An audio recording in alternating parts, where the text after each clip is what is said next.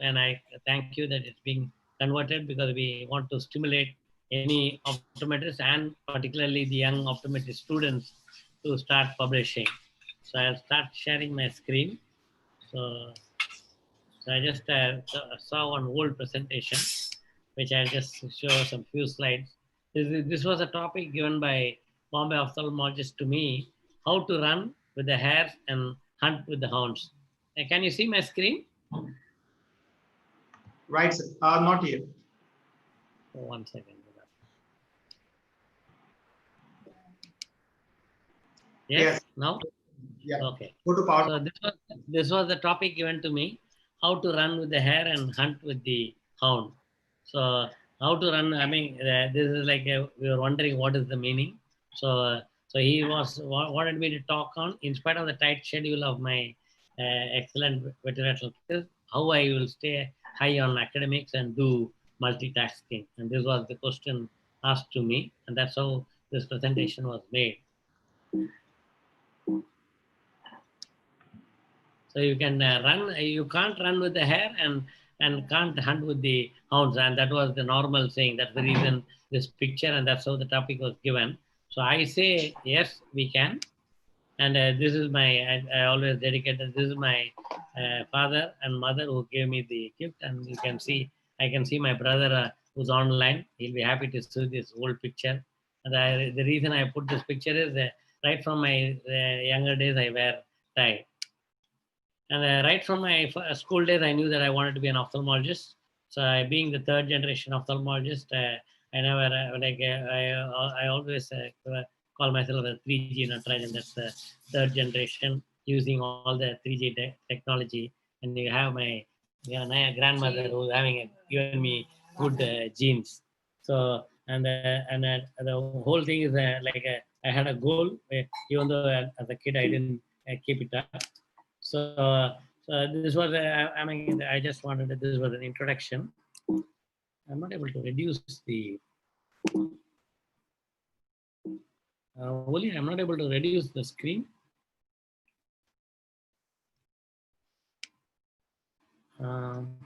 Oli? Yeah. Is it fine now? Yeah, it's fine. Okay. So I'm going back to the, so this was the talk I gave. You have to share. I have to share. Okay. So with that, now you can see the screen. Correct. So this was the talk I gave actually on December 21st in China. Without realizing COVID is there, I was there. I think nobody told us. So I was in a place called Haikou in southern China, and the Chinese people wanted to know how to write and submit articles to the scientifically cited index journal. So this is the preparation I made.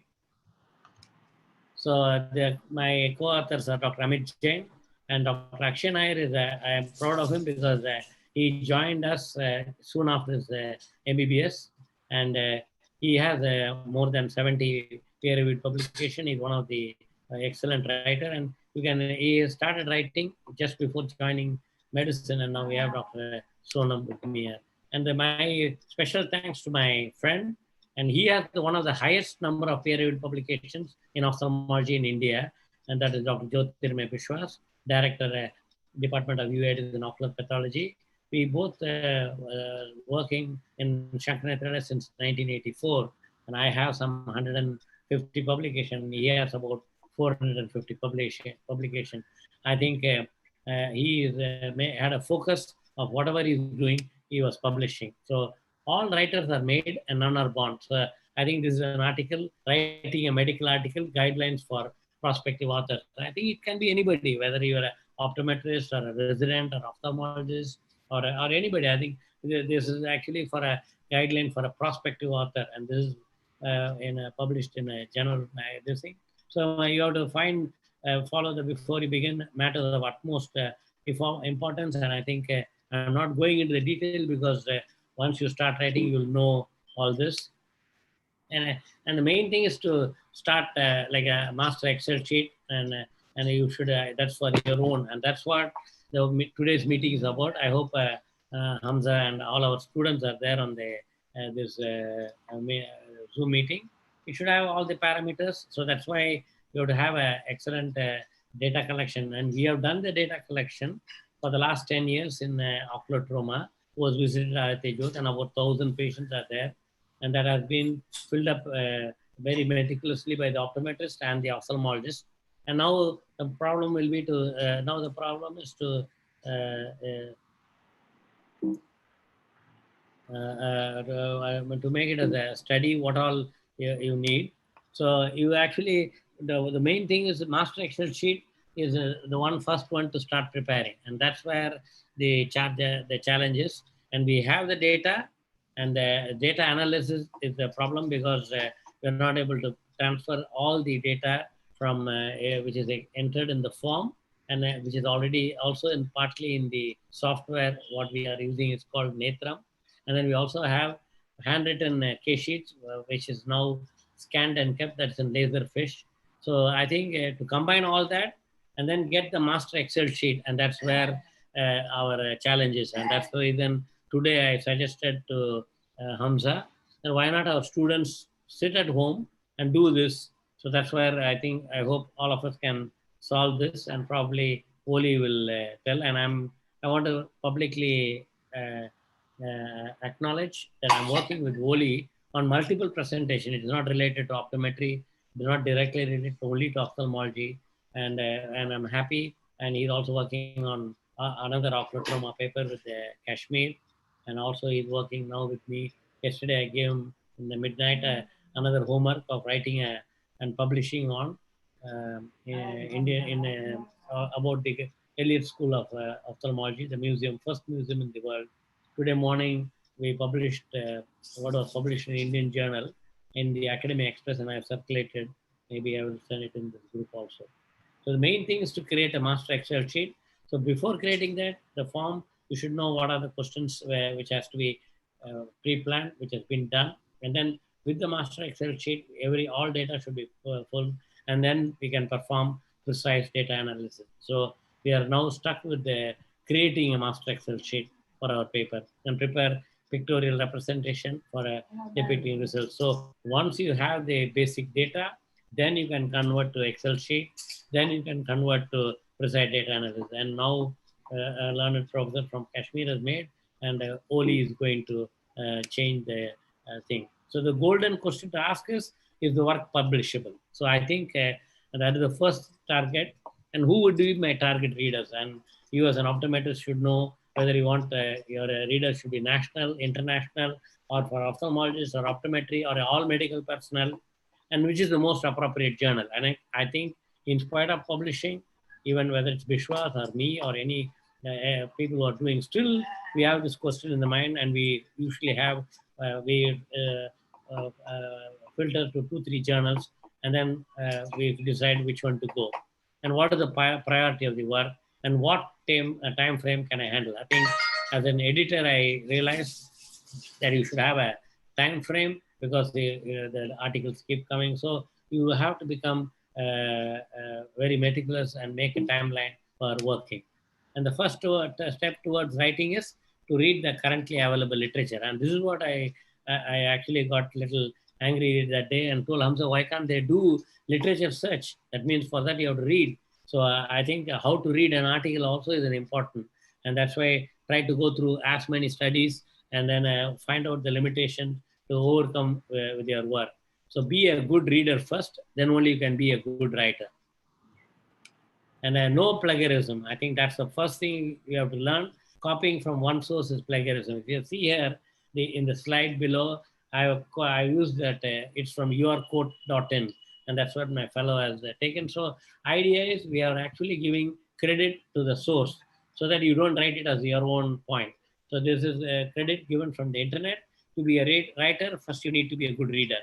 And this is given by 2 different people, which is there in the internet.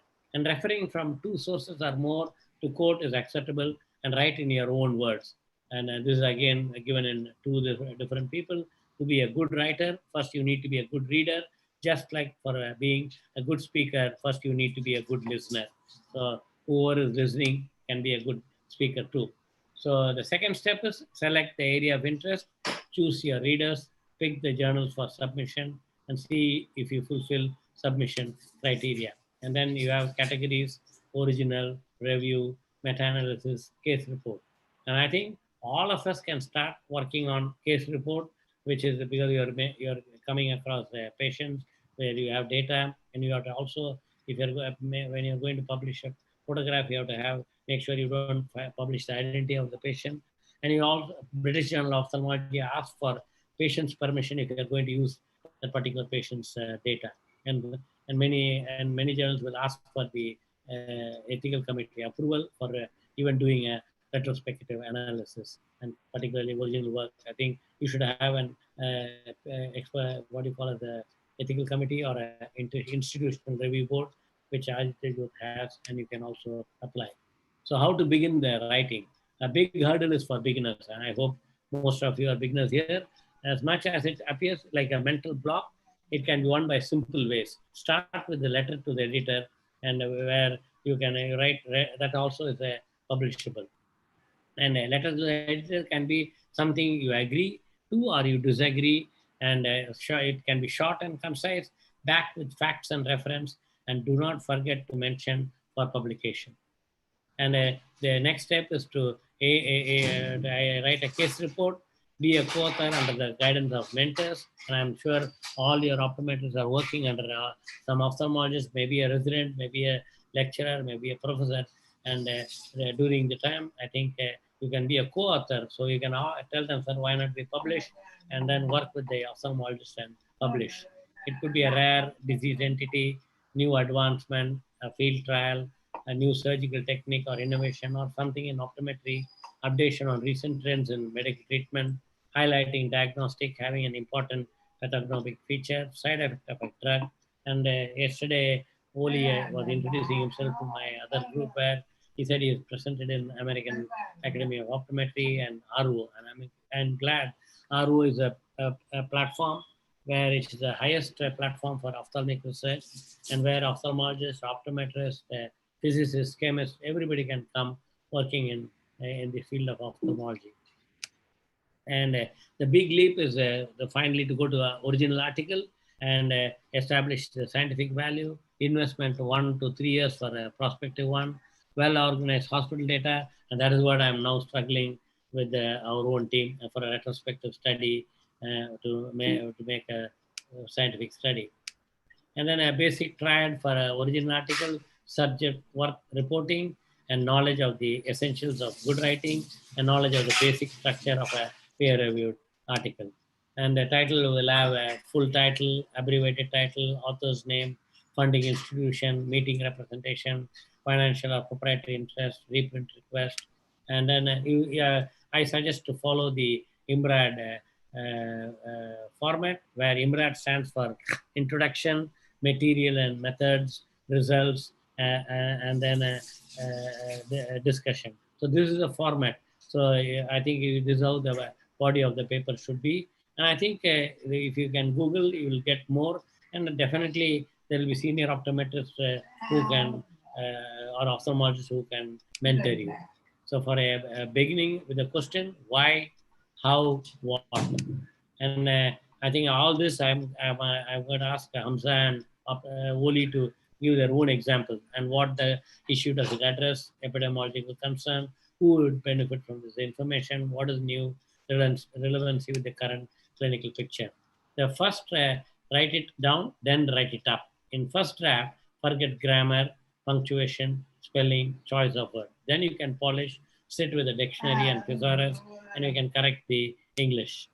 And introduction, define the problem, brief review of the work done in the related field, your approach to the problem, hint at the principal result, your achievement, and methodology will have which age group, which population, which will again go depending on the type of study you're doing. I'm actually going to just read the reviewing of literature is very good, because whether you write an article or not, at least you start reading literature, and I think you can acquire knowledge which will be useful, and that can go hand in hand with the study design. And background, write in simple language, form a continuity, put references approximately. So all this will come only after collecting data. And then finally, when you have a data, you can. So I'm going to ask Holy whether he's involved with me in a discussion with the Pelletoclotoma on how we are now writing the discussion, and then how at the end mention shortcomings and limitations of the.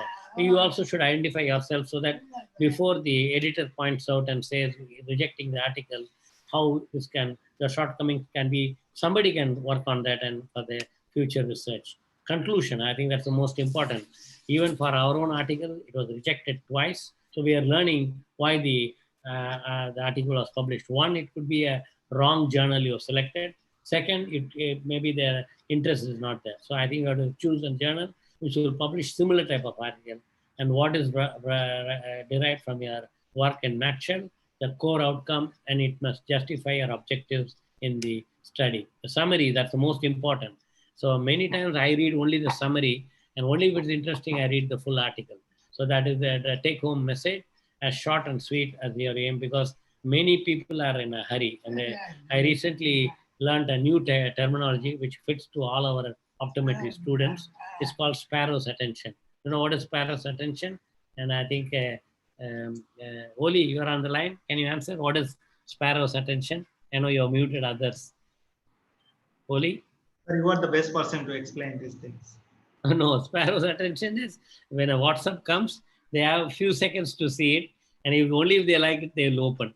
So that means 15 seconds they decide whether to open the message or not. So that's the attention span these young people have, and that's where you have to attract them in that 15 seconds. So the summary will be so short so that when it comes on the whatever in the pop-up, people will like to read and then read further. And acknowledgement, I think you should thank the people behind the curtain on reading it, when published it, motivated them to continuously support. So for example, there can be some boy, errand boy, or somebody who will help, may not be a part of the paper. Somebody who's collecting data need not be as a co-author, because there's again a rule, a thing called COPE, which publishes who can be author, who can be first author, who can be corresponding author, like that. So I think acknowledgement will give place for somebody who was funded, somebody who was given you permission in the department, maybe HOD, anything, so that the person will have a part in the paper, but in the acknowledgement, which can be internationally acknowledged. And then list of references arranged as per the instruction of the journal, and it can be any of the way they use citation tools to save the time. See, all this will come only after you have started writing.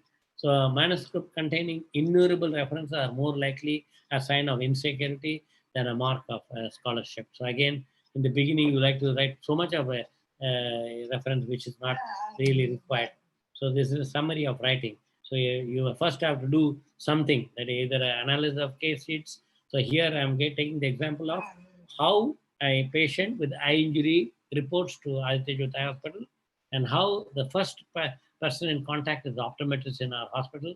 He takes the data. So we have a code O, that is called code ophthalmic emergency. And then that means the patient taken workup is done fast. So depending on what it is, including the fellow eye examination, the consensual pupil reflex, and then the visual acuity, everything. So that data we are going to analyze, and that's the idea of the today's meeting. So they write the introduction, develop paragraph, all that will come after collecting the data, putting in the Excel sheet, build the body, make smooth transition, write the conclusion. So unless you have basic data, you can't go to that. So I think you should have a research question, and in the management they call it give me a problem question. So you have to give a problem question that will be addressed by the management people for managing a problem. Same thing here for publishing. So here and after you write the article, you make the abstract, and then you do the submission, which journal, and then you look for an impact factor. So I'm again suggesting the how do I find the impact journal, and I think all that as a use the journal ranking as a ladder. With each submission, it will help you in improving personal quality, and sky is the limit. And I aim for a tier 1 always. So try to go to the best journal first, maybe the toughest journal, and then if it is rejected, doesn't matter. Learn it as a lesson. And I think just because it's rejected, don't get dejected, and you should. So there are a lot of factors for a peer review indexed, and then every journal will have instruction. Please go through it, and then you can rediscover the journal and selecting authors and co-authors. So they points to help in deciding. So if, for example, now we are a team of people like Oli, Hamza, and a few optometrists who are going to help, and ophthalmologists. So the points to help in deciding whether the individual has the responsibility of conceiving or designing the study and are writing the article, data analysis, drafting or revising the content, finalizing for approval for submission. And mandatory for the selected team, active communication between co-authors for assigning and adopting responsibilities individually, deadlines, submission of illustration, the cost involved, progress after submission, acceptance, publication. And double check, ask for help from a trusted critic, a colleague, read the final manuscript aloud before submitting, and that is important. So I think that's what I'm doing with the Oli now. And at the time of submission, all this is, I think, a technical thing, and then what we do. And then this is where be ready for the outcome. It will either, there are only two things can happen. There's no pass or fail here. You're either the article is selected or rejected, not you. So don't worry about it. And along with you, there are seniors who are also co-authors and who are equally responsible. And history dictates of the articles rejected in the journal, clinical investigation in the year 1970-80 were subsequently accepted and published elsewhere. Rejection makes you evolve and learn it as a stepping stone. And the fate of the article now is marked is by the selection of reviewer from the editor. And some reviewers are doves who believe not to be a sin if a borderline paper makes it to a publication, but having a reasonable paper rejected is a shame. Others are hawks who regret rejection of a good paper more than acceptance of poor one. And when rejected, complaining about the weather being not fruitful ever. So it's like now we have a COVID and we cannot be complaining. I think learn to relax, calm, and face the situation. Oh, your paper is rejected. Rejoice it. You have a chance to write again. And I think that's what I'm doing. So I think no paper, whenever it is rejected, I think there are some papers still not at all published. And one of them is from 2016, it Kashmir trauma paper, which me and Woli are working. And gather your team, analyze the reasons for rejection, and execute to improvise, send to next selected journal. Keep trying with all your faith. And I think you can try again and again. You can get rejected as many as times, and absolutely don't worry. I don't know how many of you know. And in 1905, Albert Einstein published his theory, and two theories he actually published, which was published later. And I want to ask this question. Maybe Oli, you can unmute others for some time. So this question is to everybody, including Oli. Albert Einstein got Nobel Prize for which paper or which subject? Oli? Oli?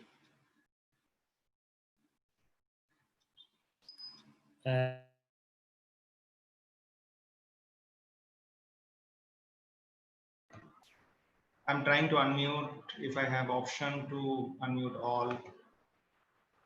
No, I don't have option. If somebody wish to answer, then they need to raise the hand. Or we'll take this after during the discussion forum, sir. We'll open the door. You are muted now. Hold on. We will keep it at the time of discussion. The only idea was that suddenly I felt like I'm talking to the computer and nobody is on the line with me. So that's the reason I want This coming in theory of relativity, physics, and then physics. So there are answers coming up. Okay, well, I'll see I can't see the chat. In the chat box, yes. Where is the chat? I can't see it. So I think to go to the chat, I need to, I don't know why I'm not able to operate my screen. I think minimization is. You'll do it for me? How do I do it? It's not getting minimized. I don't know why. So you have the control, no? No, I have the control and it's only going through the mouse. See, like this, I can change the slide. I it's coming like physics, then photoelectricity, law of photoelectricity effect, and his work for theoretical physics. Okay. Then, So I think, the theory of relativity is wrong, and the photoelectricity is the correct one. And it was published in a very small journal, not of the high impact factor. And it was, he applied for, it was, two papers were nominated, theory of relativity and this photoelectricity. And the photoelectric thing was selected because the theory of relativity was objected by another what do you call, Nobel Prize winner, who's an ophthalmologist. So I leave that question again. People can write in the chat. Maybe once I finish that, I will discuss. So the theory of relativity was rejected by an ophthalmologist who is also a Nobel Prize winner. And till now, only one ophthalmologist for ophthalmology has got the Nobel Prize, and that is that guy. And I want to know, and all of us are using his philosophy. So I want an answer for that. I don't know whether Oli can see the no show, but I think after I finish the presentation, we can start that as a discussion. So if a paper is rejected, I think you can. So that is where the politics was there in Nobel Prize, even though 1921 was not announced because theory of relativity was proposed by the other Nobel Prize committee members, and this guy objected to it, and because of it, it was delayed. And finally, they said, okay, we have to give a prize to Nobel Prize to Einstein, and they gave it to photoelectricity and not to theory of relativity. So I want an answer: who objected to the theory of relativity, and who is that ophthalmologist who got the Nobel Prize? And apart from that, three more ophthalmologists have got a Nobel Prize, one for physics and one for chemistry and another for psychology, I think. So I am now working for that, and that's my goal, one day for Nobel Prize for ophthalmology. So the philosophy is, I'm a follower of the three rule: faith, fear, and fraud. Where there's 100% faith, the fear cannot exist. Either there is faith or there is fear, but not both together. But when in addition to faith, one claims it is human to worry, it is fraud in totality. And it is this fraud or suspicion attached to faith that keeps us sorrowful. So have faith in your own work. It could be faith with God, faith with yourself, faith with the team, everything. And finally, it depends on faith. But if you have faith 100%.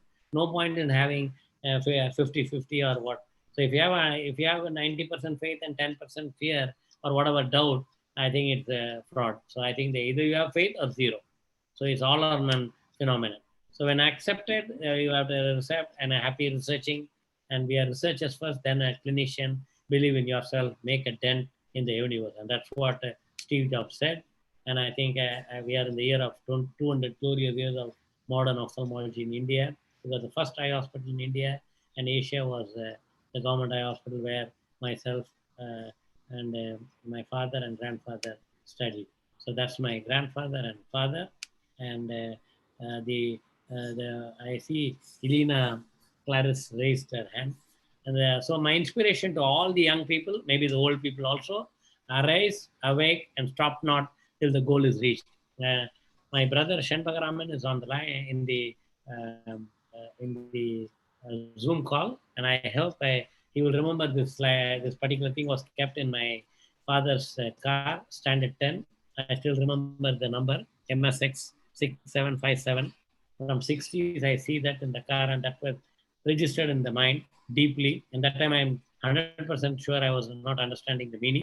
And later, I met Swami Chinmayananda, who said, have the goal, but keep shifting the goal. If you're reaching the goal, take one more goal. And goalposts keep changing. That means you are working all the time with outstretched hands. So aim sky high and not ceiling high. So that's my email ID. And plus, I think the email ID is the president's email ID. So mine is prof.trfn@gmail.com. Maybe at the end of the presentation, I can write in the group. So thank you, Oli and Hamza. And probably we can open up for discussion, and then you can start, so that unless continuously you give a talk, I think everybody will go to sleep. The idea is to stimulate. Sure. So you can stop your screen sharing, and then let me connect with Eileen first. So how do I stop? It's done. You're done by you? Yeah. So Elena, you can come up with your question or suggestion that you wish to talk. Please.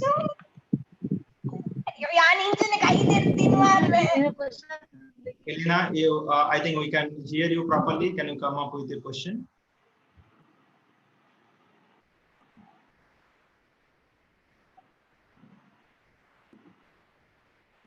Anyone has a question for Dr. Natarajan?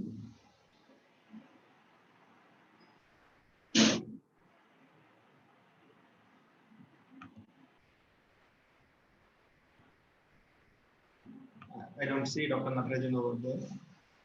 Thank you, sir, for the wonderful presentation on explaining how research can be part of clinical practice and what are the points we need to look at while we're publishing or writing any manuscript for any journal based on their requirement. And even though if there are rejection, not to get scared about it, how to revise it and make it compatible for the article is the scope, because you know that what kind of work that you have done for this particular research, so that there is no issues in terms of convincing others. You have to just modify or tweak it in terms of the writing manuscript, convince them to publish the data. There is a question: which journal is better are better open access? Open access, you can get Indian Journal of Ophthalmology. It has open access. If any other journals, if you need any point of time, you can approach us. Probably we'll able to help you out in getting the manuscript available to you. So you can contact us and we'll support you with the manuscript. Oli, I somehow pressed the wrong button and left the meeting. Correct. So I'm not able to see the questions. So is there anybody who answered my question? Who is the ophthalmologist who got the Nobel Prize? Right in the chat section, Goldstrand is the answer. I think. Who has given the answer? Many people. Oh, many. Okay. So what is his full name?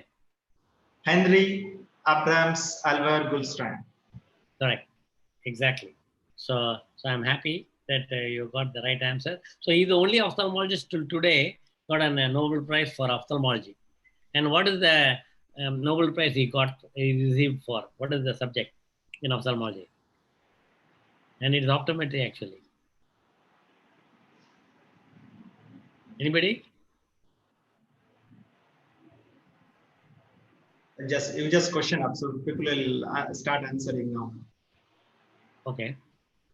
In meantime, there is a question: can we do qualitative study without validation of questions? Is the next question that has come from Mr. Sachin. So I think any study without validation of question is not acceptable, because we did a questionnaire, which I think Hamza knows, where we did a DR screening, DR on diabetic retinopathy awareness, where we had a questionnaire. The idea was to find out when a patient reports when was diabetes diagnosed, and then when did you get your first retina examination done.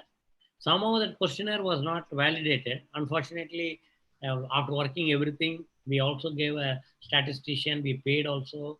And then finally, when the paper was sent, it was rejected, saying your questionnaire was not validated. So I think why rediscover the this thing? So better to do validated questions. And I think lots are available. Only mistake I did is Dr. Kiran Shah prepared the questions, and then we just started using it without doing the validation. So I think how to validate questions. So I think the validation is really, I think the standard things are available. We have to look for because most of the questionnaires are done, particularly the, what is that called, qualitative analysis. And many things are already validated questions available. So Oli, you can tell something? Yeah, exactly, sir. You mentioned that. Also, validating the questionnaire prior any kind of study is very important, because there are different scoring and validation parameter. Once that gets accepted, then it becomes a part of your qualitative studies.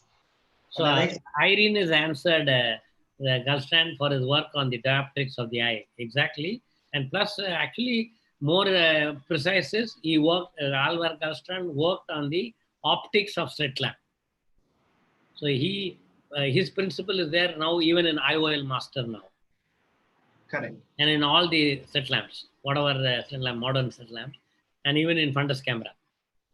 Right. So the optics, I think the one really, and there are three people who got Nobel Prize without lab.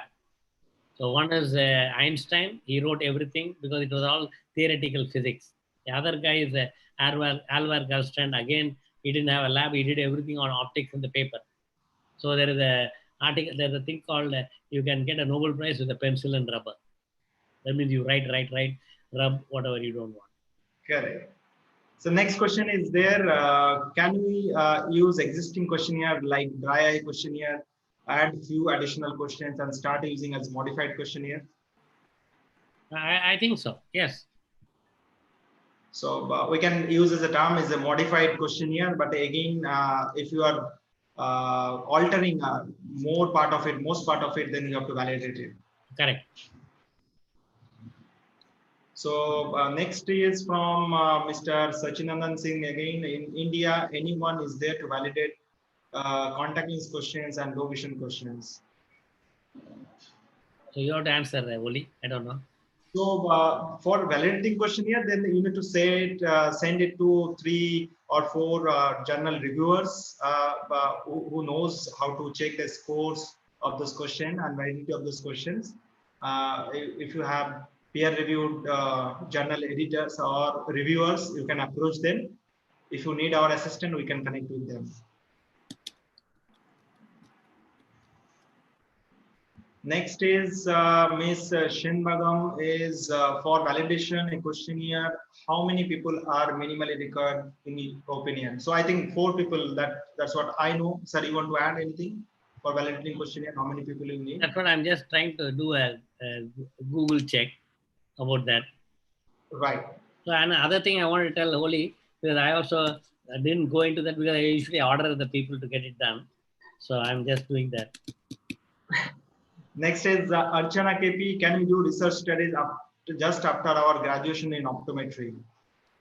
Probably this question, it need not be after graduation. During graduation itself, you can be very much part of studies, and research can be done at any point of time. It need not be graduation, undergrad, or postgrad. It could be at any level, even in schooling level. Then without any higher studies, yes, I believe I answered that question. That at any point of time, you can be part of, very much in part of any kind of studies. There are no more questions. Probably, can we start with the small presentation on practical approach? Yes, yes. I'm just, I got one article, so I'm trying to see how to Correct. Copy that. 1 second.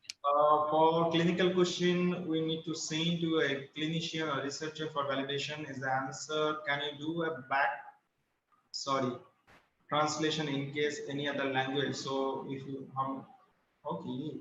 So for changing or translating from existing language to new one, you need not do again validation because the original questionnaire is already there. You need to check the reverse aspect. Suppose you have translated from English to Marathi, and then you have to retranslate it from Marathi to English and see from an independent translator, and whether the originality of the question is maintained or not is very crucial. So you have to translate it back and see whether actually the original questions are coming out from the translation or not, and from a different translator. If it is same, then it is a validated questionnaire. So there is a nice question, developing a questionnaire, translating a questionnaire. So if you type how to validate questionnaire for research, correct. So then it comes. So I'm not able to copy that here. So I'm just typing it here.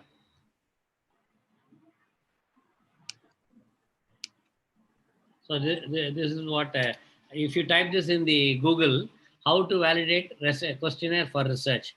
So you get a pub indexed article.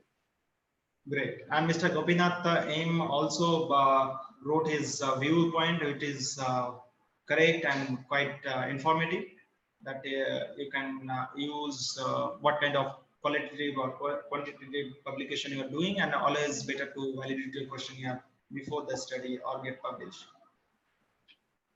That's right. I think before even starting the study, better to validate it. And I think you have to make sure there will be a lot of workshops by the various editorial board, which we can find out. And we can write to them and ask also. Correct. Thank you, Oli, for the opportunity to. I hope we are inspiring and stimulating young minds. That's what Abdul Kalam wanted, igniting ignited minds, and which is what he said. 2020, we should have a powerful India. I hope we'll be powerful, and for that powerful India, even Swami Vivekananda said, young people have to be the most powerful. And I think you don't have to say that you have to gain experience to publish. Yesterday, somebody commented in one of the group that Oli looks like a kid, but he's publishing a lot. Right. Thank you, sir, for the insight of writing manuscript and what all things needs to be considered during writing a paper. What I'm discussing is a research project in clinical practice in a simpler form, or a case-based or example-based approach. Though I'm not into detail into research methodology and all those things, I'll be just touching up how to incorporate in your clinical practice. So what the clinical research actually is, it's actually a scientific process where you try to answer a question, where you collect the data from the population and get validate the response and analyze it, and then you answer in a scientific manner to any kind of question. Now, to do this, what is the approach that you design a study question, or you raise a question, study validated the question in the proper way, and then you choose what kind of studies that you need to incorporate to get a proper response for that particular question, and then start collecting the data, analyze the data, interpret the results, and then report the findings. So each and every stage is very crucial. So at any point of time you stop somewhere, then it will be of incomplete research. Now coming to the next question is, what are the clinical questions that can come to your mind of any condition, of its disease condition, whatsoever it is? What are the frequencies of it? What are the causes, risk factor, treatment care, cost, what is the diagnosis or the prognosis factor? So this everything can be a research question, and you can try to find out the answer for it. And this is how the research are being conducted. So you have to find out the research question first, and what component you want to ask a question and try to find a solution for it or the answer for it. Now, looking at the evidence-based practice, which is the pyramid, if you must have noticed on different presentation, how the research and its acceptance are going to be. So bottom of the pyramid constitutes your background information and expert opinion. So for a clinical condition of any condition, you take opinion from experts in the field of like optometry practice. Suppose you want to talk about, for example, amblyopia management. So you take expert opinion on what everybody feels, write about it. So that kind of approach, which has a least importance in terms of the evidence-based practice, it is at the bottom of the pyramid. Now, when you translate or when you practice those opinions and report a case or case series, that becomes a little more valued. So you idealize your concept, you use it, and then apply to a couple of patients or a series of patients, and when you get a good results, you analyze them and then present it. So that becomes a better one. Now, to improvise further, if you wish to make it a much more authentic or validated one, you need to do a case control studies. So that means one particular group, you should have your new thought process of managing the condition. In this case, what we're talking about, probably amylopic, if you take an example, then you concept your one, which is the new thought process. And then you also have a one group which is gold standard or traditional method of managing, or you don't give any therapies, which is called placebo control therapies. So those things needs to be there to make it more effective or more validated one. Or as we go above the ladder or make it more top of the pyramid, so you see the cohort studies or long-term studies when you started treating or managing certain condition and observing for over a period of time and getting sustainable results, and the repetition of whatever you are doing, it's giving like repetitive similar results. There are no adverse effects as such, or even though if are there, you are reporting them. So these are the things, or case control, or from case control to cohort studies become much more valid one or evidence-based one. Next, as we go on top of the pyramid is the randomized control trial, where it makes it more evidence-based one. And then on appraised and filter, these are the highest level of evidence-based practice, where critically appraised sources, systematic reviews, and meta-analysis. You can see the meta-analysis is at top of our pyramid, but any kind of new approach is not going to be there exactly on top of your pyramid. So you start from expert opinion, and over a period of time, as time goes, you should enroll or you should start following this ladder of going to case reports, case series, then case control studies, cohort studies, or randomized control, and then probably you can choose this. Once these are there, then multiple publication comes into, or there is a protocol of analyzing all those papers which are particularly targeted for a similar type of managing a similar type of condition, or the same cause can be analyzed systematically, or a meta-analysis that gives you the best evidence-based practice. So Cochrane database has the highest number of meta-analysis and systematic reviews, and you have DARE and TRIP database, and other areas you can have this textbooks and then access to the medicine, clinical key. These are at your expert opinion. So by books we learn many things, but it may not be the highest level of evidence-based practice.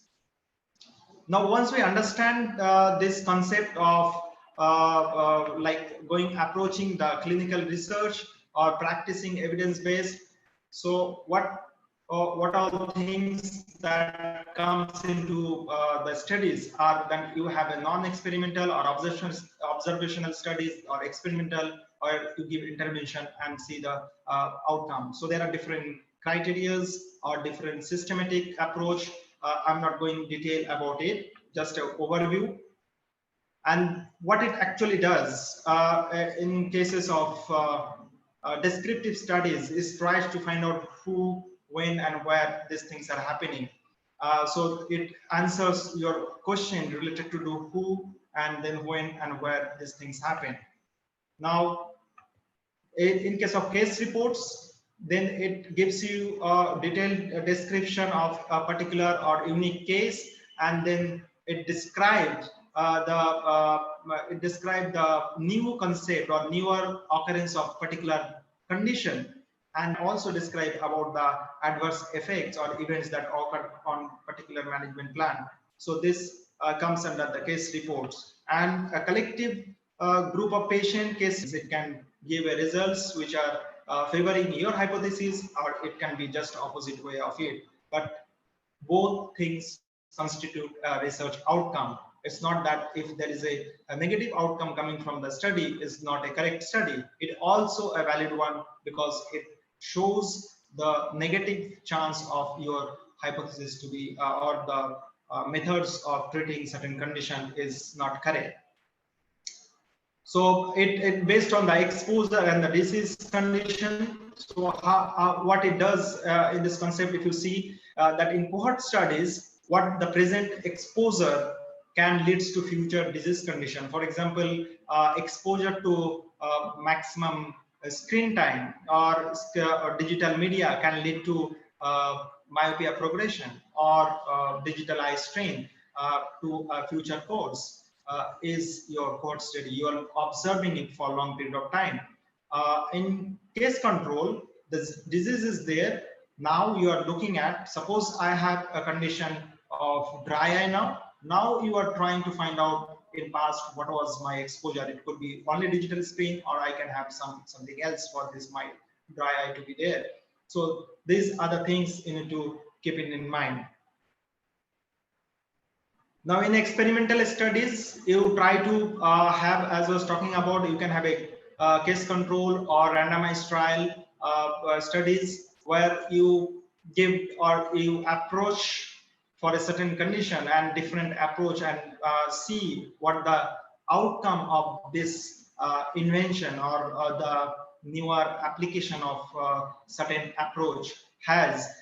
That could be like, in this case, you are just trying to look at the different virus that you are injecting on mice, and whether the mice is live or dead, dies after that injection. So you need to experiment with the newer concept, newer modulation. Like now for COVID also, they are trying to experiment on the medicine that can either treat or there is a vaccination for it. So at this experimental study of human trial phase 1, which is going on for COVID-19. So similarly, you're trying it and seeing the response to it, and what are the adverse effects that can have with this newer kind of protocol. And these are usually done in randomized control trial, which has a better outcome as in the best outcome that you can take approach. Now coming to a clinical example, I wish to explain how an optometrist can be part of any kind of clinical studies. So how we frame a research question and then we approach. So I'll be taking you through one that that I did many, and one of them is like, why do we need a new approach for management of amblyopia? Now, when we phrase this question, before that, what we need to do is we need to review the present literature or present scope of the treatment which are available. So what exactly we need to do is we need to find out what existing protocol of that particular condition is there, and try to find the results, try to find the lacunas which are available, and then frame the research question, which is why you need a newer mode of treatment in case of amblyopia. So to answer this question, before we arises it, we have to look at what the patching does. So we feel that there is a lot of residual amblyopia, then the compliance is very poor with patching therapy, then the improvement is prolonged and very slow, then adult amblyopia do not work or it is not effective, then recurrence, when you stop the therapy, then again it recur to like by 2 lines, and then it do not focus on the binocular deficit. So these are the limitation of present literatures which are available on management of amblyopia, and says, okay, there is a deficit on the gold standard of amblyopia management, and hence we arise to a question of there is a need of amblyopia management in a newer perspective. So newer therapies, then again, when you think about newer concept, you also try to find out whether there are any literature which are available or supports that concept or not. So in this case, we thought of doing a dichoptic based exercise, and we did a literature support to find out, and we saw there are many literatures which did support about the dichoptic principle. Then from this abstract or these papers, we need to summarize, and then we need to conceptualize about the new program. Why this program is going to be beneficial, or you are trying to put some hypothesis why this is going to be a better option than the traditional method is your next scope. So we thought about that that better and prolonged plasticity of the binocular neurons, which are coming out at any recent publications. If you go through on neuroscience, which talks about binocular neurons are active throughout our life, and that is plastic in nature. So we thought of, yes, then the dichoptic therapy has a superior hand in terms of managing residual amblyopia, adult amblyopia, or it will have faster effect, will have better compliance. So these are all my hypotheses. I am thinking that this is going to be like this It may be right, may not be right. It could be grossly wrong, or it could be just similar to of what the existing amblyopia management program has, which is patching in nature. So this is your concept that you need to plan in your mind on any kind of research project. And you need to also look at, if I am going to do this dichoptic based therapies, whether I have the option of doing it, whether I need to invent a new program, or I already having some kind of program or dichoptic based to perform these activities. So then you strategize, or you once the research question is ready, then you set up your aim of the particular study. So this is just an example I am giving through to make it easily understandable for all of us. So when you set an aim for any study, then we look at what the cause and effect. So when you are having amblyopia and you want to give a dichoptic based therapy or exercise, you want to see the outcome or the effect of that program at 6 weeks time, is your cause and effect, or the things you are looking at. Now, as I was discussing, that you have to finalize the synopsis or the hypothesis that I am feeling that, or we thought of that computer's vision training will have significant role in treating amblyopia. And then we want to set up the study design, and then the centers, which are places you need to do study center. Then you have to set the inclusion criteria for it, that which all categories you want to include at that part of the study. Again, these are the reference you will get from the existing methods which they chose for their studies. So similar kind of reference you need to take, and their definitions also needs to be similar in terms of the amblyopia, in terms of the criteria of inclusion, exclusion, everything. So I'm not going in detail, I'm just showing the brief how the approach is going to be for this any kind of study protocol. Now we need to use a proper statistical method, very crucial. So whatever results you may get, or whatever data you may get, you need to look at the type of data you are getting, whether those data you are getting parametric in nature, non-parametric in nature, and based on that data, you choose the right statistical method. Until unless you choose the right method, it can lead to a false outcome of the study. So even though data are good, it may result in negative output. If the data are pretty bad, but it also results in, it can result in very good outcome of the study by only choosing a wrong statistical method. So wisely you have to choose the method based on the data that you are getting. Now we have to finalize for each study that the methodology should be followed across. If it is a single center or a multi-center, it should be a similar protocol followed at each and every place, which is again crucial. And then you train about what the treatment protocol you are using. It should be similar in each and every places. And then what all things you do, that should be again similar for each places. So these are the basic criteria or basic things that you need to maintain for any kind of study protocol. Give me a second. Right. So these are methodologies you need to set. We will be not discussing at detail about the methodologies part. Then the outcome measures. In the methodology, you decide what all your outcome measures for this particular study. From a data, you need to choose that which all aspect you need to look at for writing this manuscript. There could be many data or many outcome measures that there in particular data, but you focus on primary on a particular subset so that it becomes easy for writing the manuscript. So try to avoid keeping multiple outcome measures, which makes the study very difficult to write and to disseminate for the population. Then the results, which is important, I'm just skipping because these are analysis of it. Then about the discussion part, Dr. Natarajan also mentioned about discussing it a proper way is crucial, because whatever the results are there, you need to collect and correlate with the existing one. Why these are or new set of subset of protocol that you are doing for this particular study, why this is superior in nature or same in nature or inferior in nature, what kind of output you got. You need to discuss in detail about it, advantages and the limitation of the program or the study that you did.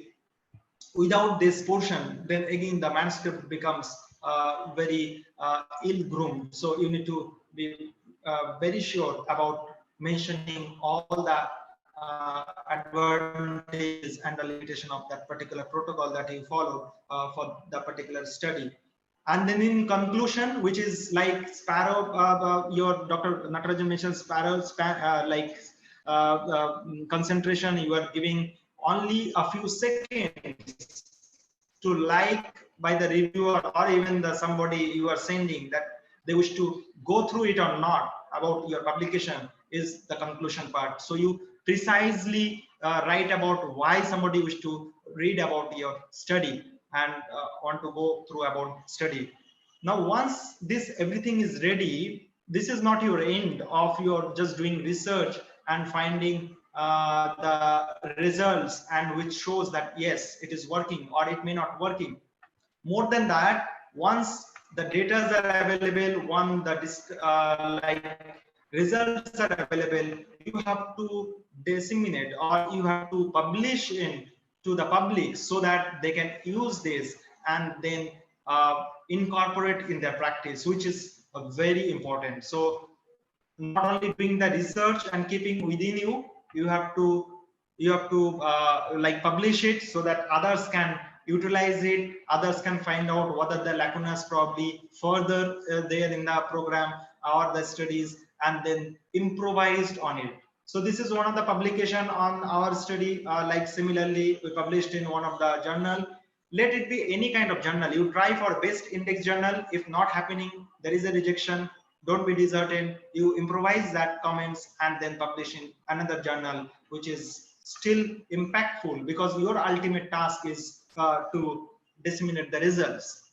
Now, prior to publication, you can publish in or you can discuss in the forum, scientific forum, like this was published in American Academy of Optometry, discussed very recently, end of 2019, where we talked about the residual envelopes in perspective trial of the program or amblyopia management. And this is the one that just few hours back got this email from Indian Journal of Ophthalmology that this paper got rejected. So the manuscript, another paper which we submitted. So now this is my point. What it does, its significance is there are comments which will be coming or which in fact has come from the reviewer that this particular abstract which I've submitted has some lacunas. Those things need to be improvised and apply for another journal. So this is not the end of your road of the research that you did for long period of time. What you exactly need to do is work upon these issues that being reported by the reviewers from the particular journal, correct those facts, and then rewrite, means rearrange the manuscript and submit it for another journal. So nowhere that it is end of the research whenever there is a rejection from any particular journal. Exactly what Natarajan sir was saying. So this email just I got a few hours back today itself. So this is about the practical approach, what I thought of discussing with my fellow optometrists, that though we have limited knowledge on publications or writing manuscript, but this is how the practical approach should be, what I felt and what we probably follow for the publication of the results.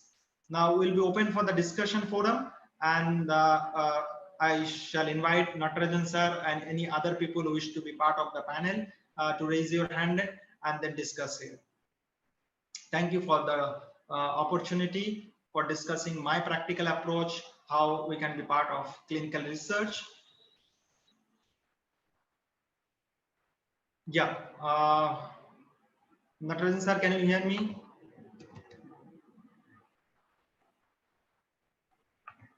Can you unmute, sir, and come?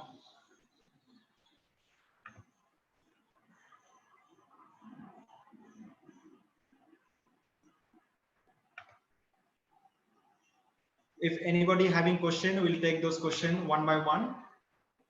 Natan sir, you are there?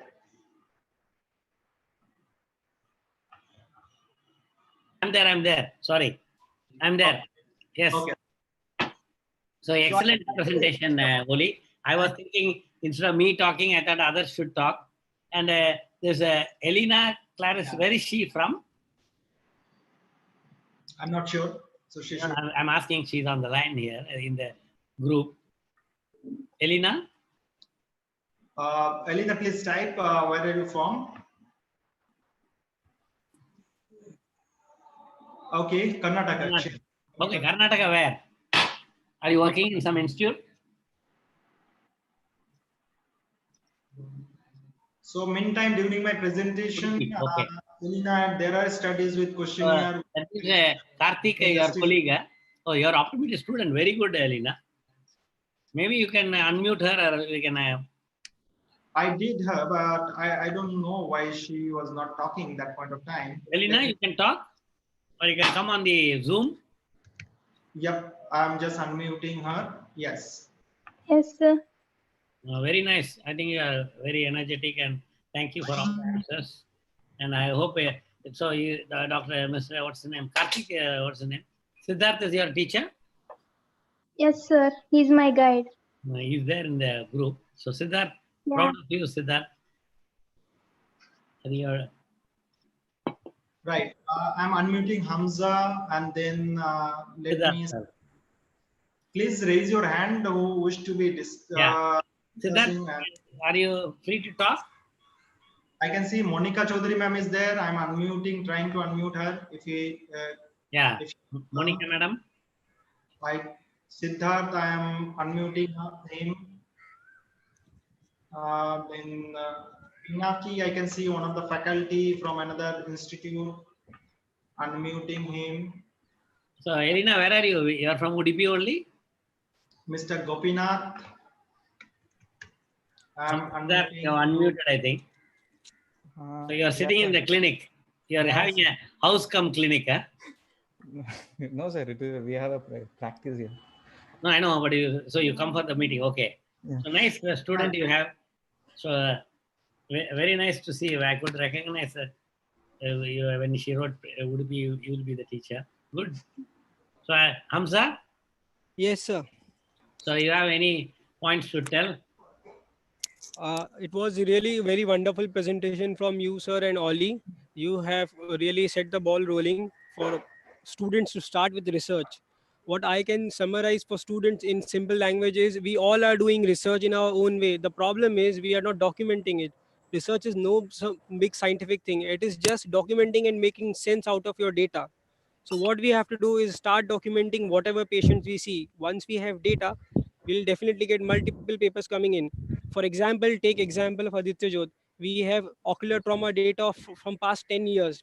And now we are planning, after looking at the data, sir started, let's publish it, since we have the largest data on ocular trauma. And now we are planning to get multiple papers out of that data. So we did not plan to publish a paper when we begin collecting or when we begin treating patients. But when we have a proper recorded data, documented data, we can think of multiple papers out of it. So what I can suggest to all the students is start documenting. All the clinicians, they should start documenting whatever patients they're seeing. Once you have a couple of data, then you can think on ways to get papers out of it. Exactly, Hamza. So it's about maintaining the data, and then what you need to do is choose a proper protocol to analyze those, use the right statistics, and then once you are analyzed with the data, then you need to publish it or try to disseminate in the forums like on like public forums, like you go for conferences or in CMEs or in journals. That is very important. No, our optometrists in foundation are all presenting papers, fortunately, but only Ashwini's papers are. Oh, I forgot to show that paper. Hamza, is Ashwini? I sent her a personal message. Actually, I wanted to take her and as an example. So in all the peer-reviewed publication, particularly in JAMA, now also we are writing for I think ophthalmology and Lancet. So she's a co-author, and I think it's not just a co-author. She works very well. So I don't know whether she's on the line. Any Siddharth, you are proud of you, Siddharth, as you're mentoring students, and you got bright students. So make them a diamond. Sure, sir. So for that you have to cut them, no? The carbon is to cut, then only you get diamond. Can I request Monica ma'am, Kishore Bandari sir, and Mr. Gopinath to come and then share their views? The students are there from Aditya Jyot. Yes, sir, there are. You can ask one of them to start, no? Like Elena wrote a lot of answers. Oh, okay, sir. I can see Ms. Sinmagam is also there. If she can also come and then share her views. Thank you, Oli. This is Professor Monica Chaudhary, Dr. Natarajan. Yes. Yes, ma'am. It's pleasure. I think we can just recognize you by your voice. For last few days that we have known, sir, I think his image is much larger in front of us. The kind of opportunities that he's bringing. Oli, wonderful presentation. And I was thinking we need to repeat it again to bring many more into the network, and we need to publicize. What a beautiful presentation. I have a submission here that optometry, in fact, I regret that I was in AIMS, and every day we used to have almost 60, 70 refractions, hundreds of keratometries, hundreds of ARs, so many investigations the optometrists were handling. But till date, we did not even think about any normative data. We wasted our data because we were not documenting it. So optometrists are wonderfully doing extensive work, but we never were given this thought even that we should document it. And if we start doing this as teamwork and different centers start bringing in data, the multi-centric data which will come out will be amazing. In fact, you cannot, normative data are missing, I would say. We don't even have an HVID data of Indian eyes. Correct. Even OCT, everything is computerized. Nothing. So optometrists, all those who are actually doing this work, and it is nothing, but it's a part of their work. The only thing is we just share this data in a common pool and then let it be common published. It will be amazing data that can come out. And the thing is, yes, research methodology and understanding about research has to be extensively briefed. And it is not today's session, but a lot more thought on research. But it is a beginning. And I think, Oli, there are some more with the help. We can actually keep pumping the idea of research into optometry, and you will see amazing results, sir. With ophthalmology, we can bring in so many of data collections together. Thank you so much. Even nice. We had a Zoom call in the hospital because I made my team come on, and then I got angry with Hamza that students are not able to come because of COVID. The parents are not allowing them. I said, all right. But I said, why not we find a way how to sit at home and do research? And then internal Aditya Jyot meeting, and I asked Oli, he said he will Zoom it. I said, all right. And I told him yesterday night, why only Zoom only to us? Why not we open it to everybody? So it is like a flowing river of knowledge. Whoever wants to drink can drink. And how much you want to drink, they can drink. And it is like the Ganges. We keep on flowing. Sure, sir. Sure. And I think, Oli, you shouldn't end up here. As we are now forming small groups, we can still have few people who volunteer to come in and continue to fill in this. And there can be immense data. I think that initiative after this presentation, let's take it to bring in a group of people who get serious about research together. No, even today, what Monica, I am trying to stimulate my team because there is a Lancet publication on May 8 about a paper work from Italy in the COVID ophthalmology department, where from March 25th to April 29th, they analyzed the data compared with the same March 25th to April 29th in 2019. And that was the paper. Just to say what happens in COVID, ophthalmology is only trauma. And they are not going for any. So I think it has reached Lancet.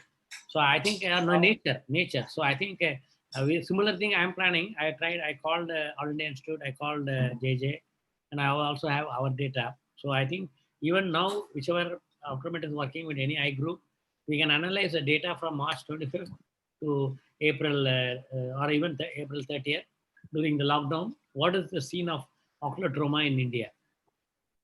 I think Oli can plan that. And Yes. And the collated, in fact, it is simply the data collection should be uniform. And nowadays, with even small Google forms, we can start filling up the data.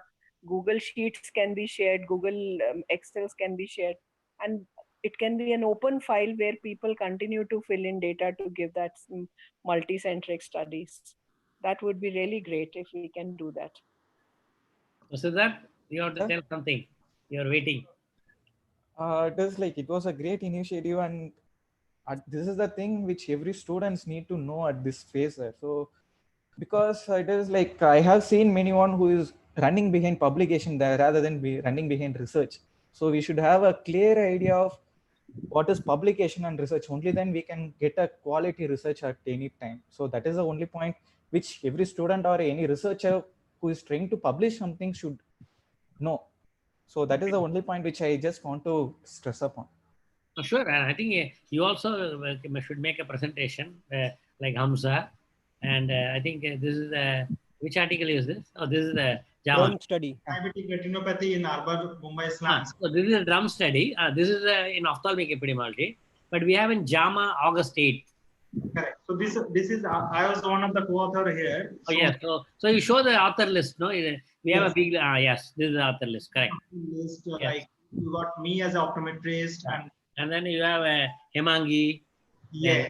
You have Uttara is also not a ophthalmology. She's a what do you call a research assistant. And then we have Ashwini. Manish is there. So what we try to say that optometrists are actually in Aditya, what we learned that optometrists should be very much part of any kind of studies in a larger way. But unfortunately, the students are not so much motivated. What we felt the long-term barrier that coming nowadays is they feel that they are not given importance, but other way around, they need to claim or they need to prove their importance in particular any kind of study, and nobody will avoid them. So it's probably the comment. I agree. So I think in our hospital, Amza knows I keep pushing anybody.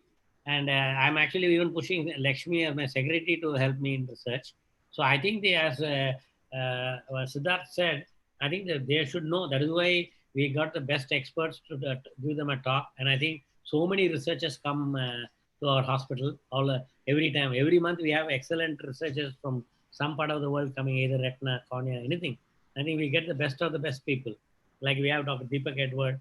He's a little upset with us because we are not designed that questionnaire for WhatsApp vision syndrome, and that also can be, once we formalize and standardize the question, I think we can do that. And I wanted my brother to come on the line. This is for information for all, particularly Monica madam and Siddharth. My brother is optometrist, and he is just 1 year younger to me. Sriram Shanbagaraman. I'm just checking. He is there, but he's not. Shanbagaraman, he's on the line.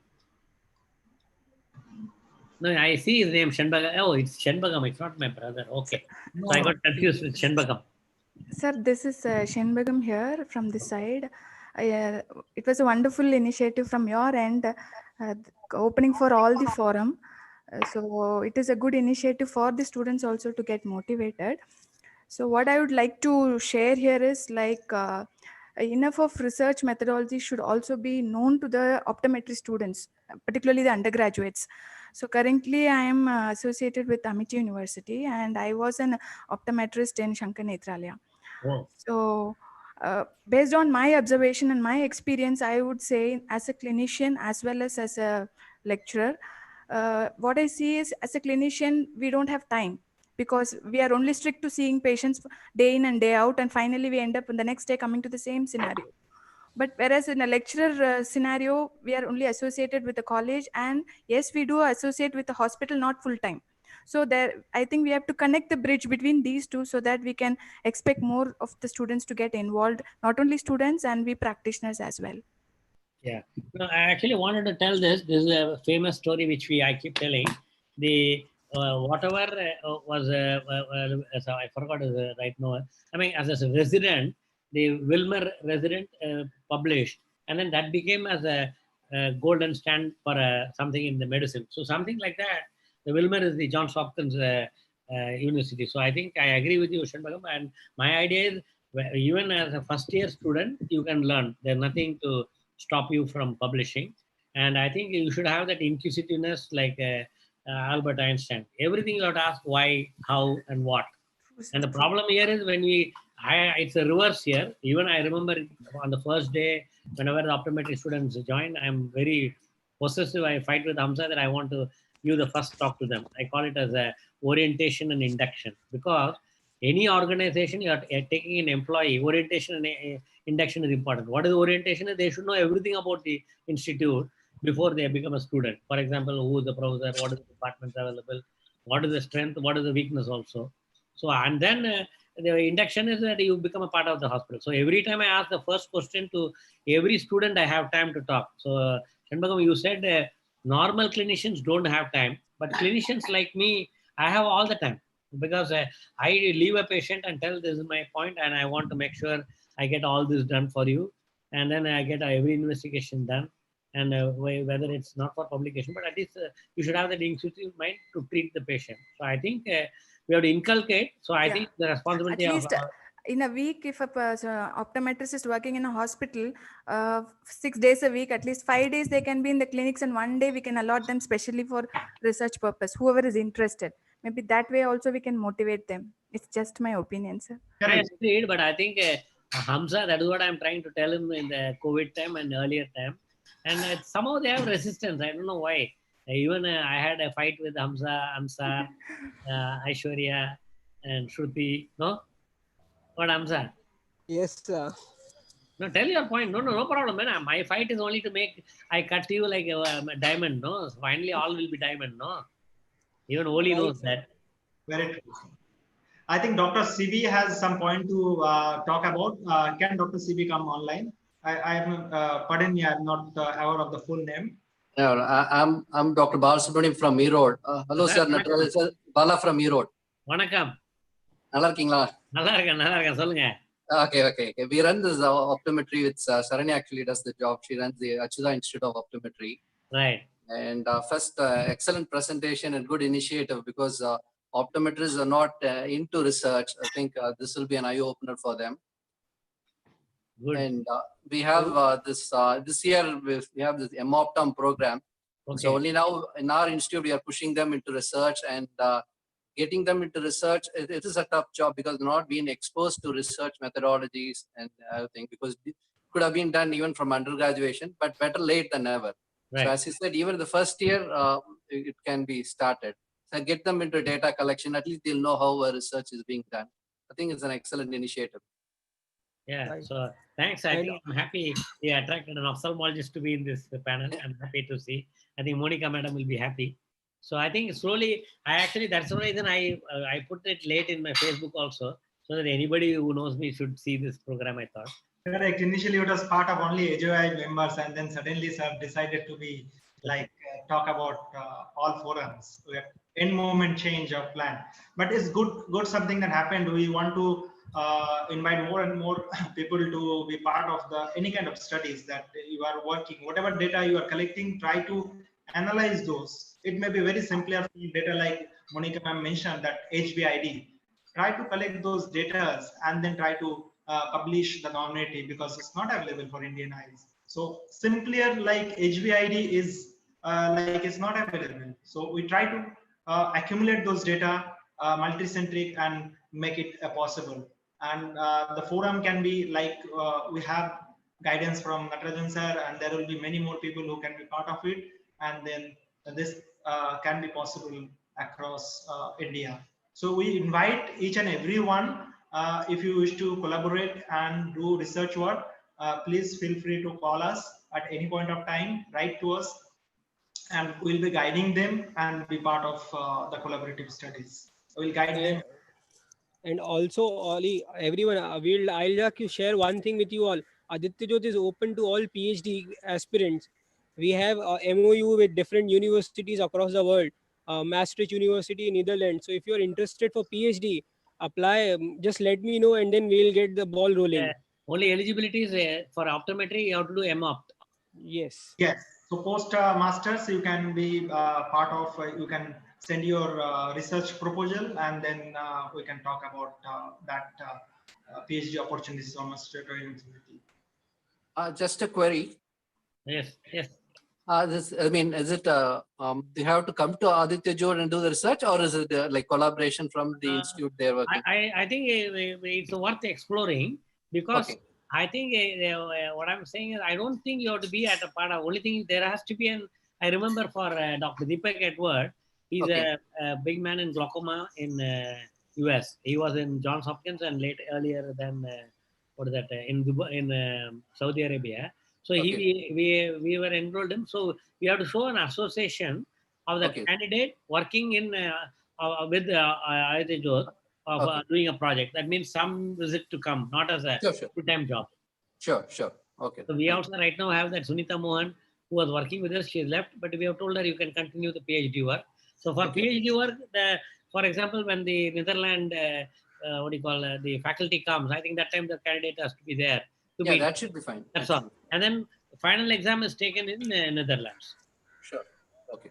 So I think we have to have a MOU, and then the Okay. candidate has to have some association of doing something together with the faculty in Aditya Jyot.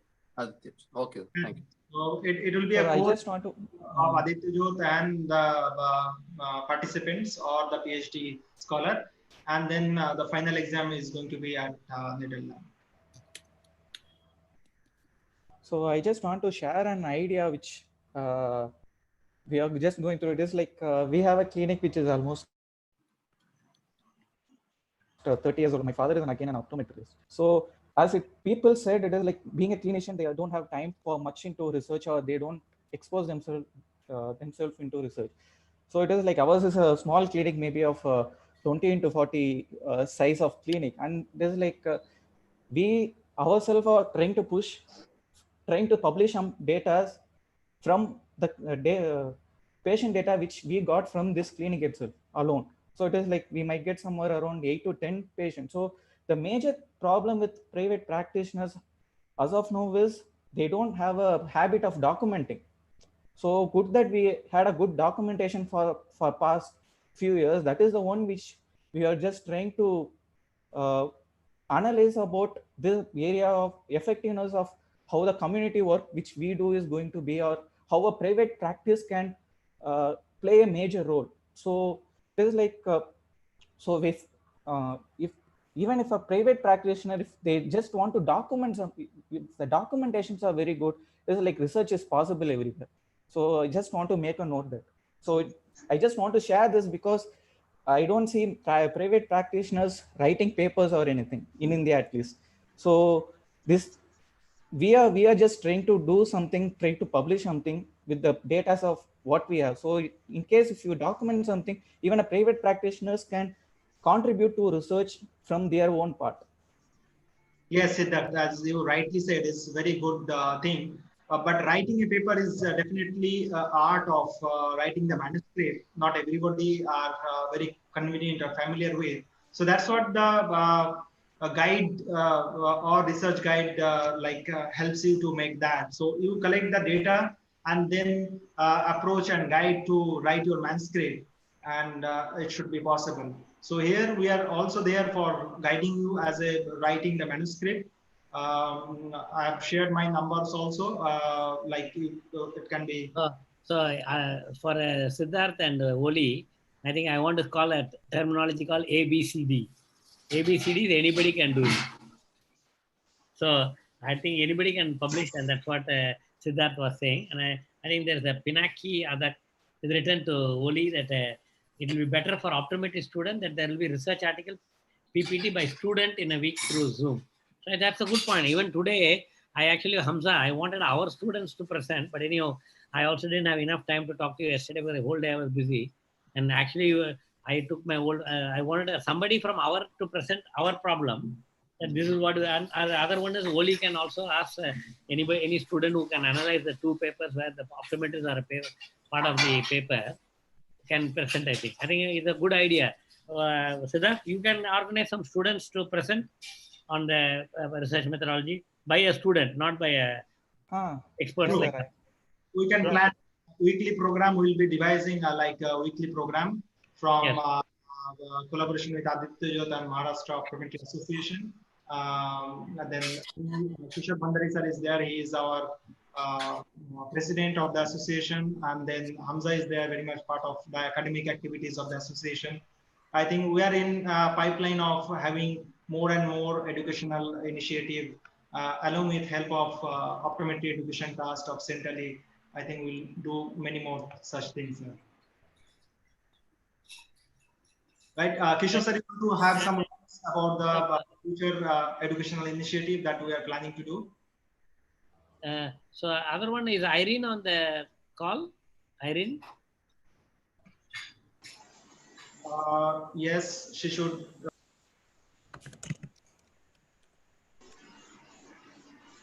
Irene? Yes, sir, I'm here.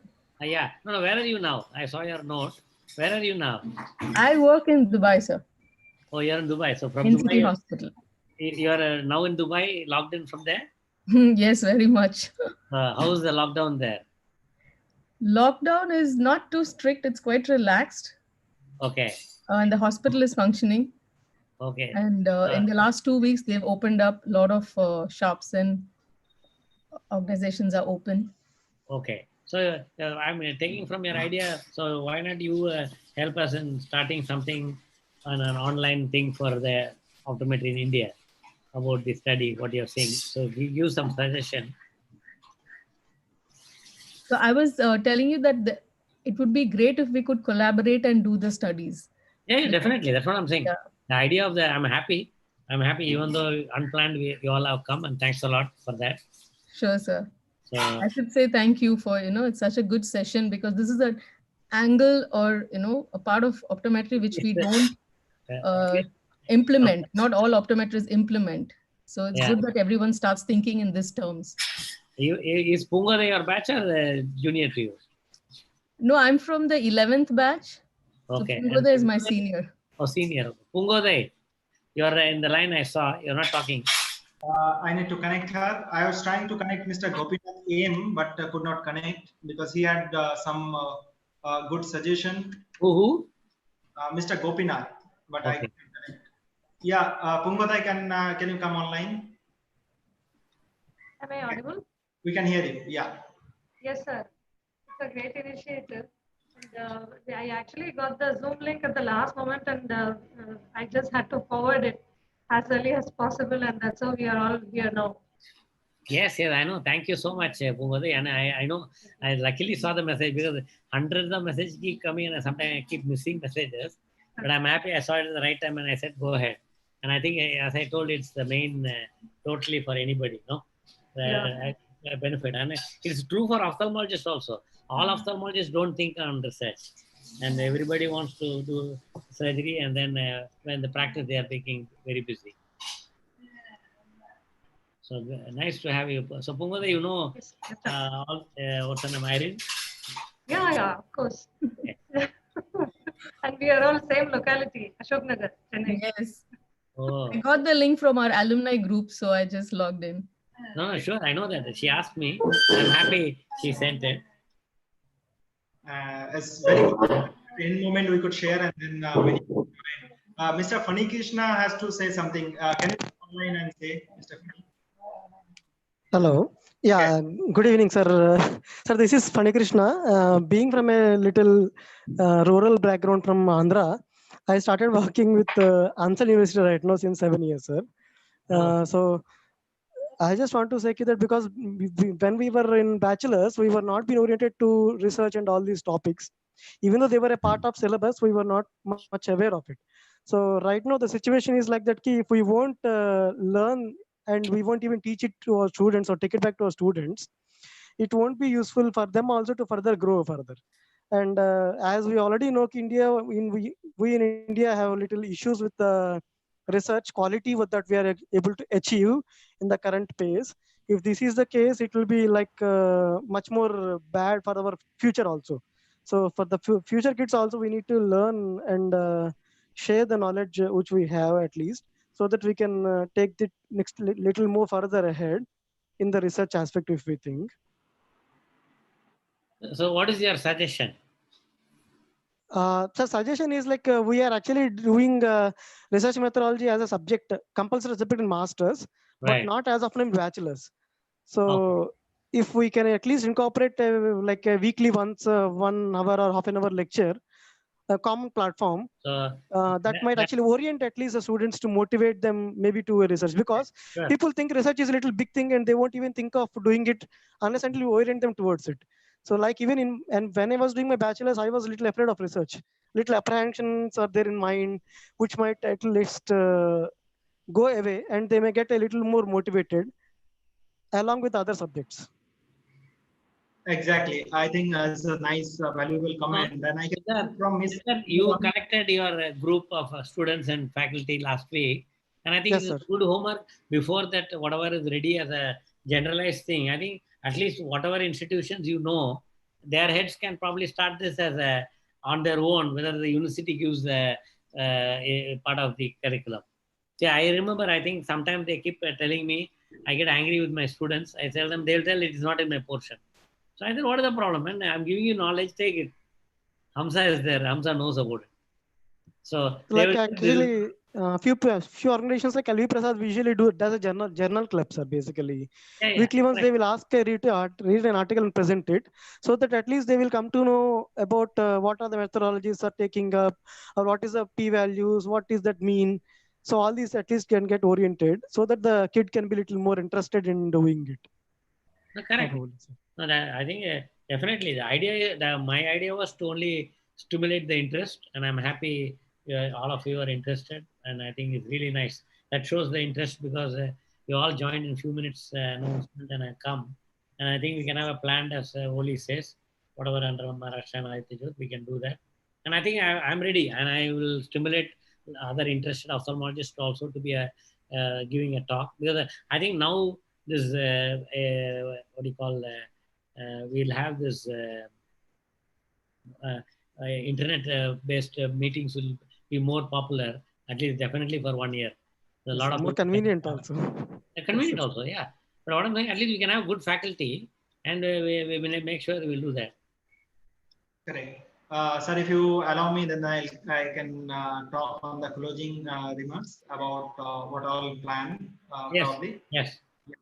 So I wish to extend my sincere thanks and gratitude to all the participants and the panelists who joined later on in a short notice.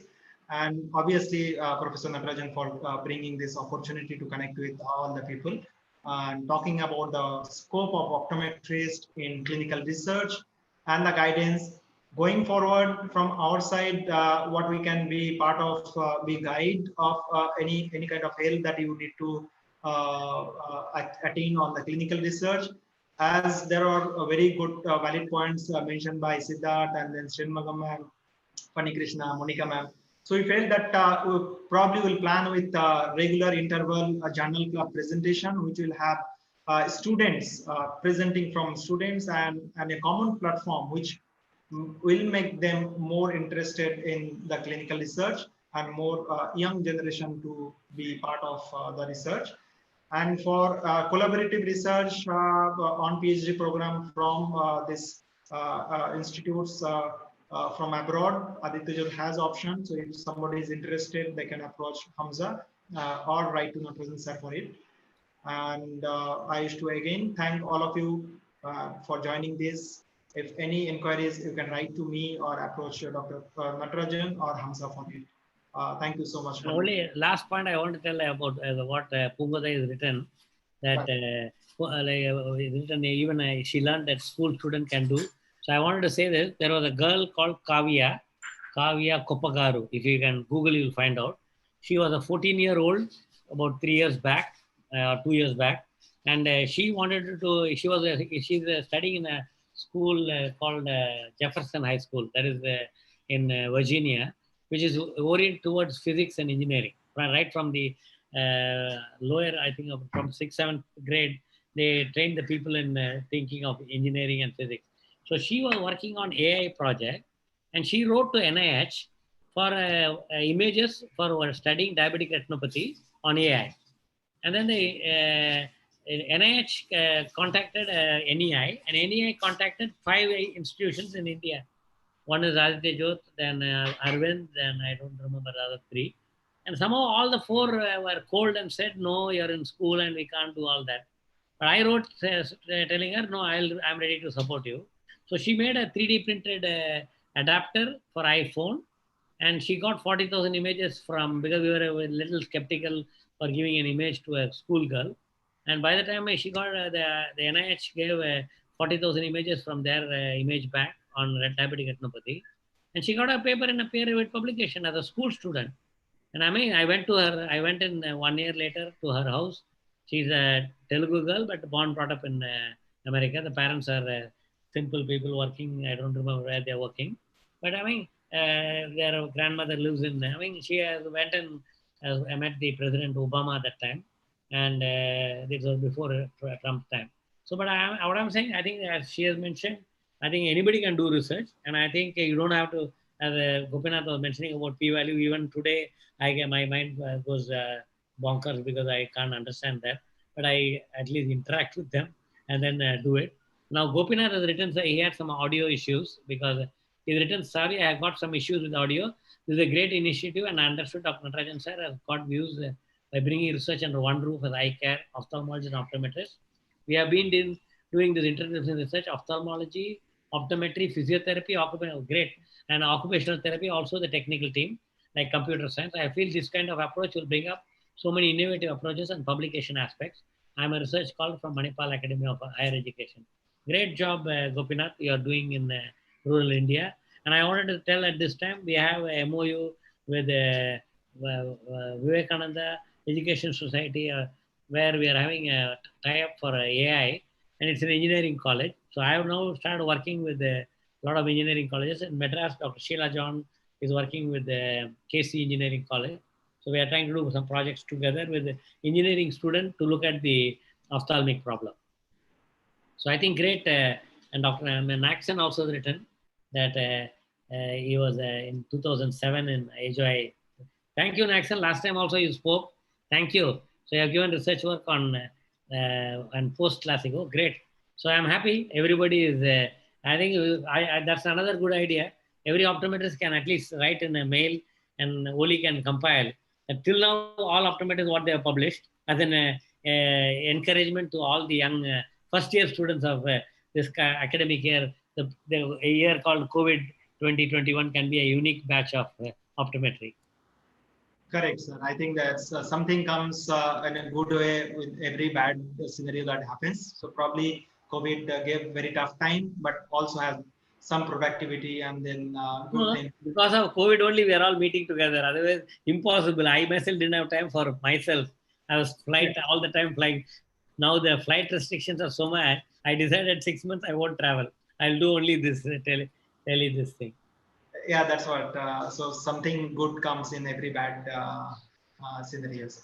So I think to end up, thank you all. We have taken extended, I think, long time from you.